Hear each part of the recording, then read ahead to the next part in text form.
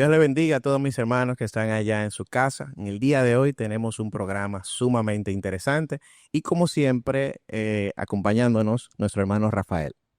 Un gusto, Carlos, poder estar contigo en este espacio y poder ser de instrumento de edificación para todo el pueblo de Dios. Así es. Sabes, Rafael, que nosotros hablábamos, bueno, no yo, sino Lenny, Correcto.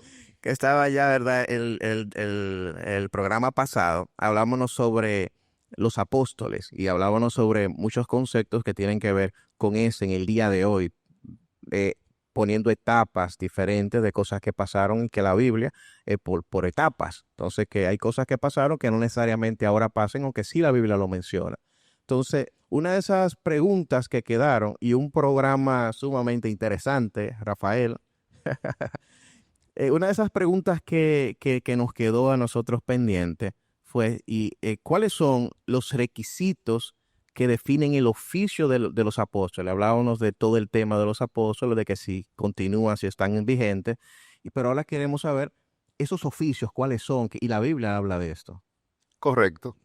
Yo creo que antes de entrar de lleno y responder, Ujú. creo que debemos preguntarnos también, Ujú. para llegar a comprender o conocer esa característica que define un apóstol, ¿de dónde se parte? Yo uso una fuente subjetiva Ujú. o una fuente objetiva, que en este caso es la escritura. Es decir, yo llego a la conclusión de que existen apóstoles hoy día porque lo siento, porque mi razonamiento así lo dicta, Porque me lo dijeron. o porque me lo dijeron, o porque la experiencia en mi caminar o trillar este camino del Evangelio así me lo hace saber. O una de las facultades del alma ya mencionada. O realmente yo llego a la conclusión de que existen apóstoles hoy o no existen basado en la verdad objetiva de la palabra de Dios. Yo entiendo que a la luz de la escritura, si la entendemos que ella es el máximo tribunal que rige nuestra vida y fe, creo que ella es la indicada y debemos ir al texto no con prejuicios ni con ideas preconcebidas, sino dejar que el texto hable con la libertad que amerita. Por ejemplo, yo defino tres características que definen a un apóstol bíblico. Y la primera es haber sido testigo ocular de Jesús o del Jesús resucitado. Y esto lo podemos considerar en Hechos capítulo 1, versículo 21 al 22, donde el texto allí nos dice, es necesario, pues, que de estos hombres que han estado juntos con nosotros todo el tiempo que el Señor Jesús entraba y salía entre nosotros, comenzando desde el bautismo de Juan hasta el día en que de entre nosotros fue recibido arriba, uno sea hecho testigo con nosotros de su resurrección. Fíjate que el planteamiento que los apóstoles hacen es que la elección de ese hombre que vaya a ocupar el lugar de Judas tiene que ser alguien que haya sido testigo de primera línea, testigo ocular, testigo presencial de la vida, de la muerte y sobre todo de la resurrección de nuestro Señor Que Jesucristo, fue discípulo. que fue discípulo. Este es el primer requisito que define a un apóstol bíblico. Pero también el apóstol Pablo, en Primera de Corintios 9:1 nos dice, defendiendo allí su apostolado, no soy apóstol, no soy libre, no he visto a Jesús el Señor nuestro. Fíjate que Pablo también apunta a esta característica Ujú. de haber visto al Señor. Pero también el mismo Pablo en 1 Corintios 15:8 nos dice, y al último de todos, como a un abortivo, me apareció Así es. a mí. Y tú hablando sobre eso, y las afirmaciones que decía en el inicio de muchas personas que dicen, ¿acaso me lo invento yo? ¿Me parece? Los apóstoles tomaron una decisión para nombrar un apóstol. Correcto. Y ellos, basado en su, vamos a decir, en su cosmovisión, en su capacidad, decidieron quién iba a ser. Pero Dios incluso ya había destinado que era otra persona. Y cuando vemos el impacto del ministerio de Pablo, nos damos cuenta de que obligatoriamente tenía que ser un apóstol para poder haber logrado todo esto. Incluso si los apóstoles eran los cimientos, que fue lo que se habló en el programa pasado, se supone que Pablo fue uno de esos grandes cimientos que expandió esa enseñanza de Jesús. Entonces, pero ahora en día, ya dijimos que ya no son los cimientos, pero ahora en día una persona no podría tener estas características. Pero Bueno, no podría porque al menos que no se sueñe o diga que lo tiene como Pablo. Pero hay otro aspecto fundamental que creo que sería importante que escuchen los oyentes. ¿Por qué el peligro de no aceptar que hoy sigue vigente eso? Porque hay un peligro detrás de eso. Eso no es simplemente una teología que estamos discutiendo, es que hay un peligro bíblico detrás de todo eso, y es la inerrancia de la escritura. Si yo acepto eso, entonces primero estoy descartando gran parte de la Biblia y ya no encuentro cómo encajar las partes. Y también le estoy dando autoridad a una persona que ya no debería tenerla. correcto. Es un peligro, como bien tú señalas, Ujú. porque un apóstol de las dimensiones que estamos tratando en este tema posee autoridad canónica, autoridad apostólica. Es alguien que puede establecer una doctrina y puede ser una doctrina farsa, como está ocurriendo hoy en día, donde muchos se desvían de la verdad. Y en ese aspecto entendemos que sí, que hay un gran peligro que amenaza la fe misma, el corazón mismo del cristianismo. Y saca entonces a Jesús y las escrituras como la guía. La guía es la escritura, el Espíritu Santo a través de la escritura, y el Espíritu Santo dice todo lo que Jesús nos tiene que decir o nos dijo.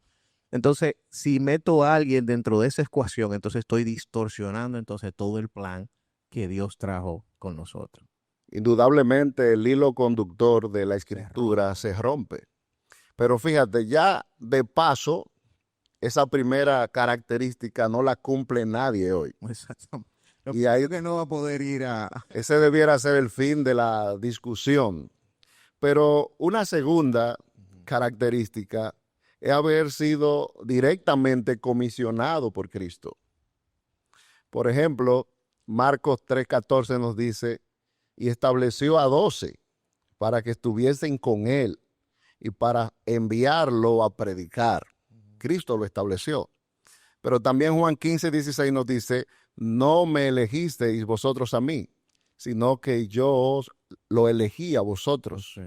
Y Gálatas 1:1, Pablo allí habla, Pablo apóstol, no de hombre ni por hombre, sino por Jesucristo y por Dios el Padre, que lo resucitó de los muertos.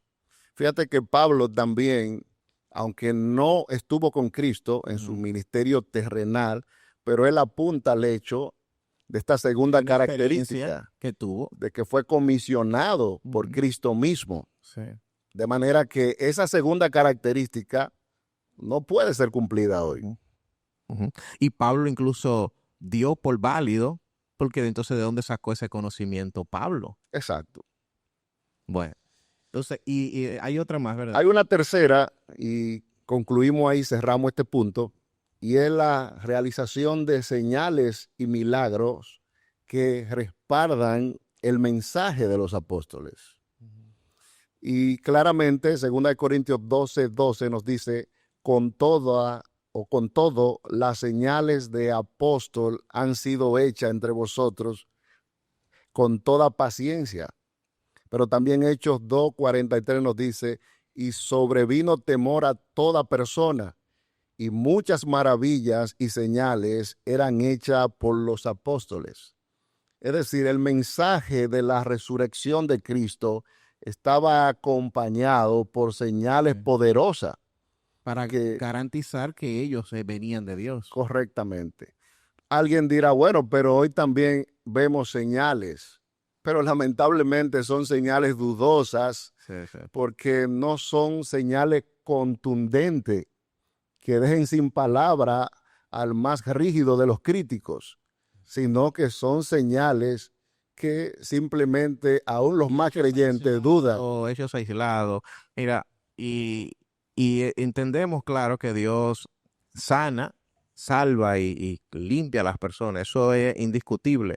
Nosotros no vamos aquí a hablar del poder grande de que Dios tiene y en su soberanía y sus cosas, pero de que Dios tiene principios fundamentales que va poniendo.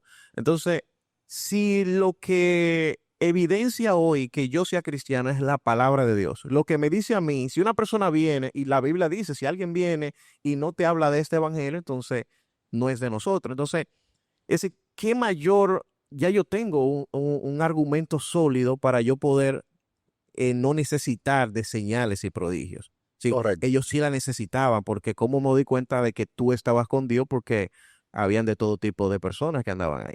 Entonces, si yo no tomo esto pendiente, yo entonces vuelvo el evangelio un show y todo un que no tiene ninguna razón ni sentido para el evangelio que estamos viviendo hoy. Que es lo que estamos viendo hoy. Exactamente. Y es bueno que tú destacas que no estamos diciendo que no creemos que Dios no haga milagros. Dios hace milagros Viva con todos los días. exactamente. El estar nosotros acá es un milagro. Es un milagro. Pero lo hace Él soberanamente, no por medio de un ungido, un mega ungido que se lleve toda la atención al punto tal de que Cristo mismo es eclipsado. Así es. Entonces, es bueno aclarar ese punto. Entonces, las señales respaldaban el mensaje de la resurrección de los apóstoles. Así es. Y una segunda pregunta, Rafael, y porque uno de los argumentos que siempre se tiene como para defender este punto es de que es decir, las cosas que las personas dicen debe de ir acorde con lo que dice las Correcto. escrituras. Es decir, ¿cómo me doy cuenta de lo que dije ahorita? ¿Cómo me doy cuenta que tú vienes de parte de Dios? Es porque lo que me dices es de parte de Dios. Pero yo puedo luego decir algo que no necesariamente entra en contradicción con Dios. Entonces aquí, yo podría pensar que es una revelación y que es veraz porque no entra en contradicción con las escrituras, pero también aquí hay un principio que debo tomar en cuenta a la hora de yo manejar este punto. Correcto. La Biblia no solo contiene todas las doctrinas necesarias, sino que ella es la revelación completa y final de Dios a la humanidad. Cualquier revelación personal, incluso si no contradice la doctrina, es superflua y potencialmente dañina. ¿Por qué? En primer lugar, porque sugiere que la Biblia no es suficiente. Y en segundo lugar, porque sugiere que Dios necesita traer algo nuevo. Entonces, yo entiendo que la búsqueda de las revelaciones personales sugiere un ataque directo contra la doctrina de la suficiencia de la escritura. Otra cosa, una revelación personal o todas las revelaciones personales son inherentemente subjetivas y difíciles de verificar. ¿Cómo sabemos, Carlos, que una voz o una impresión viene de Dios y no de la imaginación humana o de la influencia psicológica o peor aún, de un engaño espiritual puramente demoníaco? Así es, así es. O sea, eso es muy subjetivo. Si un individuo dice, yo tengo una revelación personal, que no contradice la Escritura. ¿Qué autoridad tiene esa revelación personal sobre los demás creyentes o sobre él mismo? Así es, así O es. sea, la autoridad de la Biblia es objetiva y universal. La autoridad de una revelación personal es ambigua y no puede ser exigida sobre ninguna persona. Entonces, entre los dos casos, yo prefiero estar del lado de la autoridad de la La Escritura. seguridad. Porque incluso Dios es un Dios de orden y de organización. Si nosotros no abrimos esa puerta, entonces nos vamos como a ser subjetivos. Entonces, ¿cómo yo voy a tener veracidad de lo que yo me puedo soñar o de lo que puedo decir o de lo que quiero hacer cuando al final la Biblia tiene todo lo que mi vida necesita para yo ser un varón perfecto? Correcto. Si mi trabajo aquí en el mundo, vengo con un propósito, agradar agradar a Dios, y basado en todo lo que haga, glorificarlo, es decir, mostrar la gloria de Dios a través de lo que hago aquí en el mundo. Pero la Biblia tiene cada uno de los ingredientes de qué hacer en cada aspecto de mi vida. Entonces, el yo querer otro tipo de información es yo diciendo que no es suficiente Correcto. o como que falta.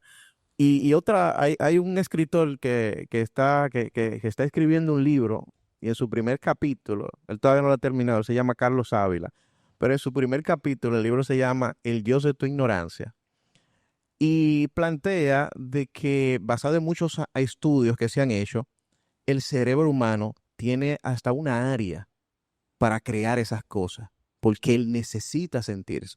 Desde el inicio de los tiempos, los indígenas, todas esas civilizaciones que han pasado, crean dioses ellos mismos para poder sentirse seguros, no quieren frío, la cosecha tenía problemas, tenía que creer en algo y eso lo mantenía sintiéndose establemente emocional. Sí, el ser humano crea esos dioses. El problema es que el Dios de la Biblia no es ese tipo de Dios. El Dios de la Biblia es un Dios que nos creó a nosotros y tiene sus reglas y las reglas no van acorde con lo que nosotros queremos. Entonces, ese mecanismo que cree el hombre de comenzar a pensar en cosas es porque quiere desechar ya los mandatos específicos de Dios que pudiera nosotros no estar tan acorde o no, o como que no son ingredientes tan buenos para nosotros. Así es. Y nuestro cerebro no engaña de tal forma que hasta pensamos que sí realmente estamos escuchando la voz o que sí me está diciendo. Y hay una tendencia en personas que dicen, no, yo me soñé que iba a ser hembra el bebé, pero yo me soñé esto. Entonces, como que somos tan dados o tan fácil de decir que Dios hizo algo, sí, a mí me da miedo. Claro. Incluso aún yo sintiendo y experimentando y racionalmente viendo que es Dios que está obrando, tengo cuidado incluso en decirlo, porque podría ser también mi cerebro que esté creando esas condiciones. Entonces, cuando nosotros no hacemos eso, Rafael, yo entiendo que es porque la Biblia no tiene el valor suficiente para nuestra vida y necesitamos otras cosas adicionales. Eso es así. Y hay un gran peligro, como se señalaba al principio también, y es que cuando se abrió esa puerta, no hay retroceso. No hay retroceso. Ahí se van a inventar Y por cientos de eso cosas. vemos este circo y este desorden. Escuchaba en estos días a alguien que me decía que una profeta decía que en su congregación ella no lee los textos bíblicos o pasajes bíblicos a su iglesia, sino que ella le habla con revelaciones frescas. Fíjate el desorden que puede manifestarse en ese lugar. Pero también algo que debo decir es que la seguridad interna, la certeza interna que alguien pueda tener de que Dios le habló, eso no es prueba suficiente. Exactamente. Porque en el túnel del tiempo de la historia, vemos que las grandes herejías y movimientos sectarios, sus fundadores estaban seguros de que su revelación era divina, pero los años, los siglos, revelaron de dónde venía esa revelación. Entonces, que tú te sientas seguro de que Dios te habló, eso no es garantía. Así es. Y a esas personas realmente están seguras y creen que es así. Correcto. Y le pueden poner una prueba de polígrafo y dan que sí, que están diciendo la verdad. Exacto. Porque es que su cerebro lo crea y ellos y lo hacen. Entonces el peligro de eso, hermano, es que nosotros a veces pensamos como que es que se están inventando cosas. No, hay personas que sí realmente creen en esa herejía, sí realmente creen que eso es verdad y entonces comienza a transmitir, porque no hay, la persona que está segura en lo que cree transmite de manera fácil ese conocimiento. Y yo creo que es preocupante. Esos dos puntos se pueden ver simples, pero si nosotros, la iglesia, que somos del pueblo de Cristo, que estamos aquí para defender la palabra, yo creo que en los últimos tiempos la palabra es lo que va a tener problemas de que no es, que es falsa, que le escribieron. Eso es lo que tenemos que defender. Entonces, si yo comienzo a inventarme cosas, es porque ya no es suficiente la palabra. Entonces, en vez de yo comenzar a profundizar en la palabra, entenderla y defenderla, yo estoy buscando otra revelación. Correcto.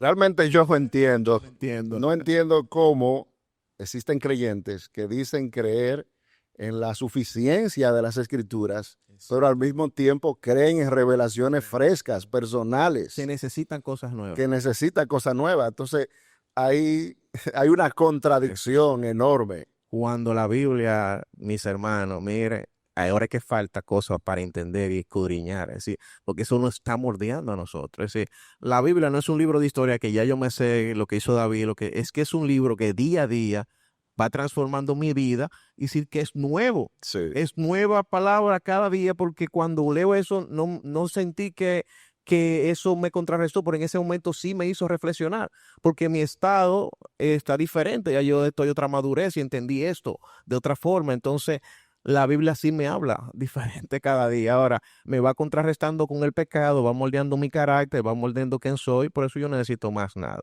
Entonces ahora, Rafael, para continuar, mira, y hay personas que están allí en su casa y sé que tienen mucho interrogante con eso. Entonces, ¿qué nos toca a nosotros, Rafael? Ya entendemos que el tema de los apóstoles, señores, cuídense de este tipo de movimientos, estas cosas, esto es falso. Ya los apóstoles cesaron, tuvieron su propósito, y al día de hoy hay que un llamamiento apostólico y esas cosas que quieran disfrazar, no son apóstoles. Somos hijos de Dios que estamos caminando hacia una vida en Cristo, ¿verdad? Perfecto, un varón perfecto. Pero, Rafael, ¿qué nos queda a nosotros? Entonces, ¿qué hacemos? ¿Qué tú nos recomiendas a las personas que están en su hogar y nosotros qué debemos hacer ante estas cosas? Bueno, seguir guiando nuestras vidas a la luz del consejo de la palabra de Dios. Ese es nuestro único refugio. Es el escudo que ha protegido a la iglesia en todos los siglos de su existencia. Y cada vez que la iglesia se ha salido, le ha ido mal. Sí. Entonces, yo creo que la diferencia incluso entre la teología liberal y la teología ortodoxa es precisamente esa. La teología liberal se hace un acercamiento sobre Dios partiendo de un subjetivismo excesivo. Sin embargo, los teólogos ortodoxos entienden que la única fuente que lo va a guiar a puerto seguro es la Escritura, es la Biblia. Porque es como un ancla, sí, para no diferir, porque hay demasiadas cosas en este mundo. Porque todas las facultades del alma humana están corrompidas por el pecado. O sea, yo no puedo creer en mi razonamiento, en mi juicio, en mi intelecto. Creo que ya desde el plano ya está la carne ahí dominando. Lo único que es confiable es lo que está fuera de mí, que es la objetividad de la palabra de Dios. Así es, así es. Rafael, yo creo que fue un gran programa. Señores, Dios le bendiga mucho. Gracias por estar aquí con nosotros, Rafael. Gracias por cada programa que tienes. Y suscríbanse y compartan este contenido para que sea de bendición para otras personas. Dios le bendiga mucho. Amén. En Evan Radio, creímos en el poder del Evangelio para cambiar vidas. Nuestro compromiso es ofrecerte contenido de calidad que te inspire a vivir una vida plena y significativa, arraigada en la fe y el conocimiento bíblico por todas las plataformas digitales. Evan Radio, contenido que transforma vidas.